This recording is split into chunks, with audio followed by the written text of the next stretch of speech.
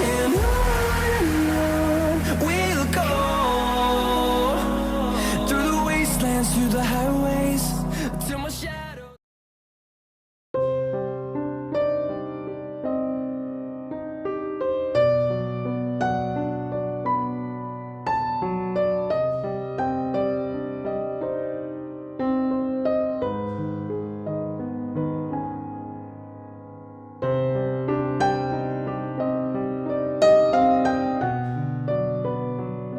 Halo semuanya, gimana kabarnya? Semoga di tengah virus yang ada saat ini kalian tetap dijaga kesehatannya dan semoga kalian tetap bisa beraktivitas dengan aman dan nyaman. Kali ini gua bakal nge-review film dari Spanyol. Judulnya The Invisible Guest, Tamu Tak Kasat Mata. Film ini dibesut oleh sutradara Oriol Paulo. Cerita di sini gabungan dari genre crime, thriller, dan misteri.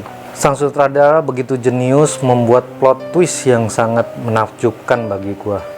Karena nggak semua film bisa menghadirkan plot twist yang benar-benar jauh dari ekspektasi kalian yang ingin menonton. Film ini yang paling menjual adalah jalan ceritanya. Karena di dalam film ini, itu ada cerita yang berlapis-lapis. Kalian akan dibawa ke plot alur maju mundur, di mana kalian harus terus fokus untuk menontonnya.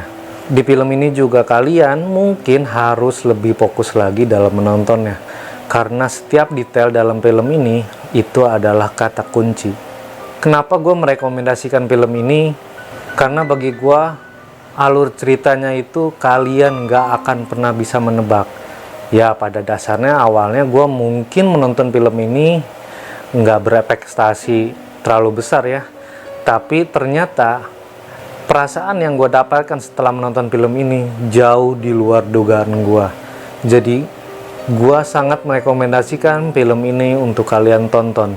Pada dasarnya film ini hanya berisi percakapan antara klien dengan pengacaranya. Klien di sini itu dijelaskan seorang pria muda sukses yang berada di puncak karirnya, mendapatkan penghargaan tertinggi, tapi di sisi lain dia terjebak dalam kasus pembunuhan. Pria itu adalah Adrian Doria. Selain Adrian, ada lagi Nyonya Goodman. Dia itu seorang pengacara yang sebentar lagi pensiun. Dalam track recordnya yang dijelaskan oleh sang sutradara bahwa Nyonya Goodman adalah pengacara yang tidak pernah terkalahkan, dan dia memang spesialis dalam masalah kasus pembunuhan. Jika kalian suka film yang berisi teka-teki, film ini wajib kalian tonton. Tapi jika kalian tidak suka menonton yang penuh dengan teka-teki, maka mungkin film ini tidak menjadi rekomendasi. Karena film ini mungkin saja menjadi film yang membingungkan untuk kalian. Tapi menurut gua nggak sulit mengerti jalan ceritanya ya, walaupun plotnya maju mundur, agak rumit ceritanya, tapi untuk mengerti alur ceritanya itu tidak sulit. Kalian butuh satu kali tontonan untuk mengerti jalan ceritanya, tapi untuk mengetahui detailnya kalian mungkin butuh beberapa kali nonton. Di awal cerita ini digambarkan bahwa pembicaraan kedua pengacara dengan kliennya ini itu berada dalam fase terburu-buru yang harus diselesaikan dalam 2 jam. Karena menurut Nyonya Goodman, si Adrian ini harus bersaksi pada malam itu juga. Jadi singkat cerita, Nyonya Goodman mempersiapkan segala macam argumen untuk menguatkan argumen Tuan Doria. Nyonya Goodman benar-benar tidak menginginkan kekalahan dalam kasusnya kali ini, karena setelah kasus ini dia berencana untuk pensiun. Seperti yang gue ceritakan di awal, Tuan Doria itu adalah seorang pengusaha sukses berada di puncak karirnya. Namun pada saat ini dia itu merasa dijebak di dalam kamar hotel. Pada kejadian di kamar hotel tersebut, dia itu pingsan. Ketika terbangun, dia melihat selingkuhannya itu mati terbunuh. Selingkuhannya itu bernama Laura Vidal. Kematian Laura itu tidak diketahui oleh siapapun, kecuali tamu di dalam hotel yang mendengar keributan. Tuan Doria merasa ada seseorang di dalam kamar itu yang kemudian ingin menjebaknya agar karirnya hancur. Tapi menurut penelusuran polisi, tidak ada satupun orang yang keluar dari hotel tersebut dan tidak ditemukan bukti-bukti bahwa di dalam kamar tersebut ada orang lain selain Doria dan Laura. Maka dengan itu, polisi menjatuhkan status menjadi terdakwa kepada Tuan Doria. Nah, itu adalah cuplikan pertama yang ditampilkan sang sutradara. Lantas, sang sutradara mengembalikan lagi pada scene di mana obrolan antara pengacara dengan kliennya itu kembali. Tidak lama, Nyonya Goodman di dalam perbincangan tersebut memberikan artikel tentang kematian seorang pemuda yang sampai sekarang belum terungkap. Nah, setelah diberikan artikel tentang kematian pemuda yang belum terungkap, masuklah pada cerita kedua. Ternyata di dalam film ini, selain kematian Laura, ada pula kematian seorang pemuda yang secara tidak langsung itu masuk pada awal konflik pembunuhan Laura. Sebenarnya sang sutradara menjelaskan bahwa kematian seorang pemuda itu memang akibat kecelakaan dengan Tuan Doria. Tapi itu tidak disengaja. Lantas Tuan Doria menceritakan bahwa semua itu adalah ide dari Laura. Laura tidak menginginkan karirnya dan keluarganya itu hancur. Sehingga Laura menyuruh Tuan Doria agar menghilangkan pemuda tersebut. Lantas, apa hubungannya kematian Laura dengan kematian pemuda yang belum terungkap tersebut? Di sini gue agak sulit untuk menceritakan jalan ceritanya, karena pada dasarnya semua cerita ini itu satu kesatuan. Kalian harus nonton sendiri pada setiap penggalan-penggalan cerita yang disampaikan sutradara agar mengerti apa yang disampaikan sang sutradara. Dalam perbincangan Nyonya Goodman dengan Tuan Doria, satu persatu fakta berhasil diungkap. Kalian akan terkejut dengan fakta-fakta yang ada. Cerita-cerita yang disampaikan oleh sang sutradara itu ceritanya sangat dalam, yang ketika dirangkai akan menjadi satu kesatuan benang merah. Berbagai kemungkinan diuji oleh Nyonya Goodman agar Tuan Doria tidak dijebloskan ke penjara oleh jaksa penuntut umum. Adrian mencoba menjelaskan bahwa semuanya pada dasarnya adalah ide dari Laura. Tapi tidak semudah itu Nyonya Goodman setuju dengan cerita Tuan Doria. Bukan tanpa sebab, alasan-alasan yang diberikan Tuan Doria terasa sangat sederhana. Banyak celah yang masuk yang mengakibatkan kasus ini kalah di pengadilan. Kemudian Nyonya Goodman menuntut Tuan Doria agar jujur dan berpikir bahwa Tuan Doria tidak lebih pintar dari Nyonya Goodman.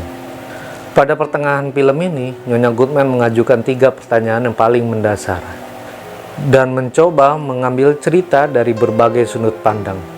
Teka-teki dalam film ini mungkin membuat kalian terheran-heran atas kemungkinan-kemungkinan yang terjadi.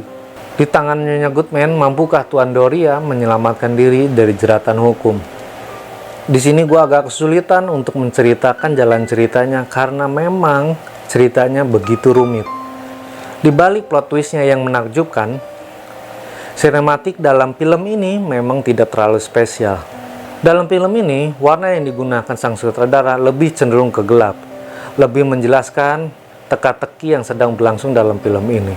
Namun beberapa cuplikan kecil, detail yang ditawarkan sang sutradara itu adalah menjadi bagian yang sangat menarik. Semua detail harus kalian perhatikan dengan baik, karena tidak ada detail di awal yang tidak dijelaskan pada akhir ceritanya. Detail yang menurut gue penting salah satunya dalam menunjang alur ceritanya adalah stopwatch.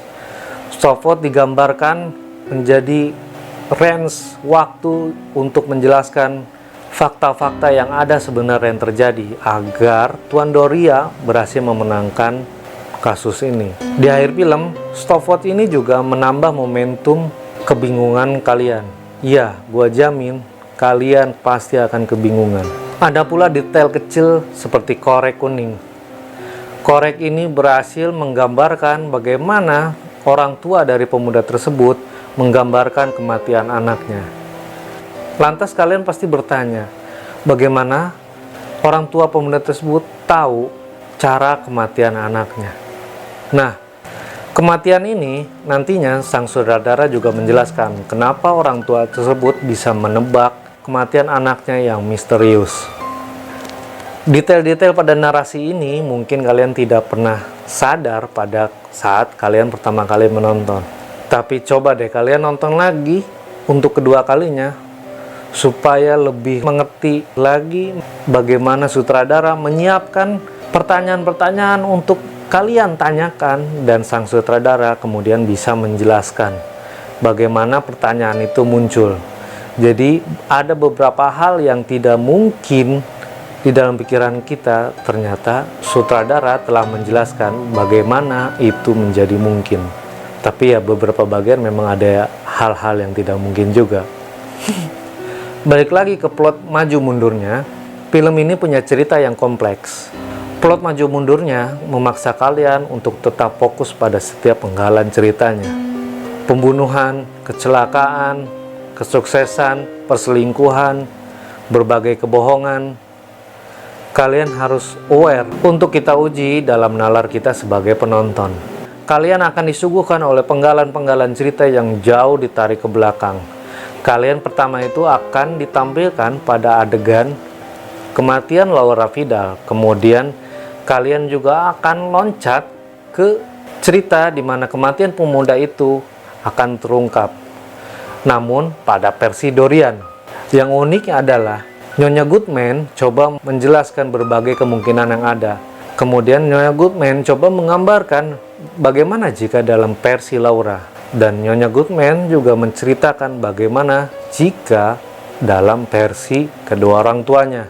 Mungkin kalian akan sedikit kebingungan, tapi gue jamin kalian gak akan pernah sulit untuk mengerti jalan ceritanya. Ya, sebenarnya jalan ceritanya itu mudah. Yang sulit kita memahaminya adalah ya sutradara ini memang sangat jago dalam memainkan cara pandang kita mengenai kasus pembunuhan tersebut. Endingnya juga begitu kuat. Gua akan jamin 100% kalian yang menonton film ini nggak akan pernah mengetahui sebenarnya apa yang telah terjadi pada perbincangan tersebut. Ya, itu kata kuncinya. Beberapa film misteri lainnya mungkin agak sulit kita memahami bagaimana penyampaian sang sutradara. Bahkan terkesan jauh jelimet dan kita dibuat pusing sehingga kita merasa bosan. Tapi di dalam film ini kalian tidak akan pernah merasa bosan. Karena sebenarnya film ini itu sangat menarik perhatian kalian. Jadi kalau gue bilang kalian harus fokus, bener tanpa gue harus bilang, kalian akan fokus pada sendirinya. Hanya saja, mungkin sekali lagi gue bilang detail-detail yang mungkin kalian tidak akan pernah ingat pada pertama kali kalian menonton film ini. Dan begitu kalian masuk pada 10 menit terakhir dalam film ini, disitulah kalian akan menemukan waktu yang paling membingungkan. Ya, bagaimana tidak membingungkan? Kalian akan diceritakan sesuatu hal yang tidak mungkin pernah terjadi. Seperti apa kejadiannya? ¿El señor Doria? Me llamo Tomás Garrido. Soy Virginia Goodman. Kalian harus tonton sendiri dan kalian akan mengerti betapa film ini gua rekomendasikan untuk kalian tonton. Karena sebenarnya film ini sangat layak kalian tonton. Film ini tidak begitu populer karena mungkin film ini berasal dari Spanyol. Tapi satu alasan yang membuat kalian harus menonton film ini adalah plot twistnya yang menakjubkan. Kalian akan berkata, gila banget. Iya, kata gila itu sesuai. Dan gua akan setuju kalian akan berkata gila karena jeniusnya sang sutradara menulis dialog dan alur cerita ini. Oke, sekian gua mereview film kali ini, The Invisible Guest.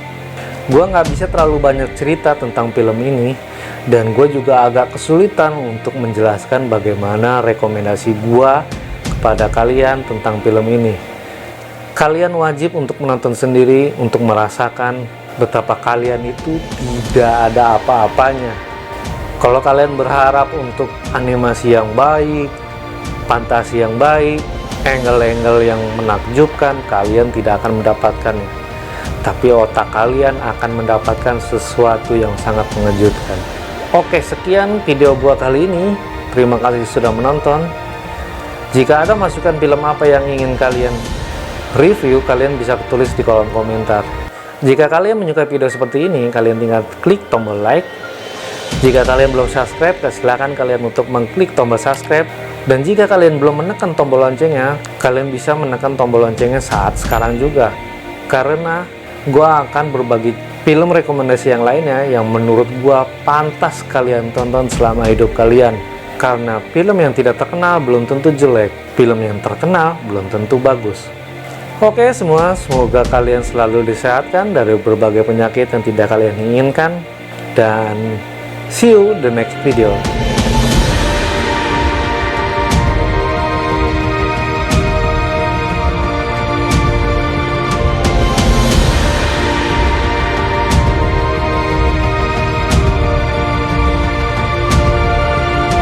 Bisa menebak kenapa anaknya ya bagaimana tidak mau menginginkan, ya bagaimana tidak mau menginginkan, betapa kalian itu tidak ada apa-apanya. Bakal terjadi ini. Dan